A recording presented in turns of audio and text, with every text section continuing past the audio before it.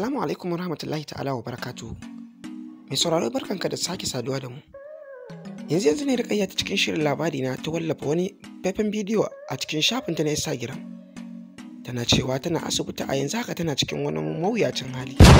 Don haka tana neman addu'ar a gare ku jama'a. Kafin mu shiga cikin labarin kai tsaye, idan yau ne farkon zuwan ka wannan channel tamu, ka danna mana subscribe sannan ka danna mana ƙararrawa.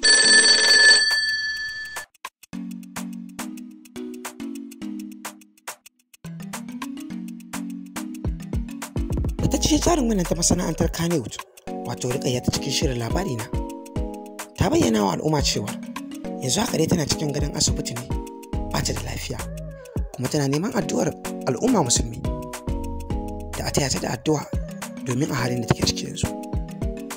Jarin wanda kowa ya san ta yi fice musamman a cikin shirin labari na, kuma jarumar tana taka rawar gani yanzu a masana'antar Kannywood. Jarumar tana ba da gudunmawa wajen nishaɗantar da al'umma a cikin shirin labari na. Al'umma na ta zargi akan cewa wasu su ce wata cuta ce, wasu kuma su ce a cikin shirin fim ne. To dai gaskiyar lamari shine wannan cuta ta gaskiya ne, domin kuwa ita ta wallafa a cikin shafinta na Instagram, kuma ta nuna cewa tana cikin mawuyacin hali, tana neman bara addu'ar jama'a. Jama'a ku taya ta da addu'a domin samun lafiyarta. Ubangiji Allah ya ba kowa lafiya.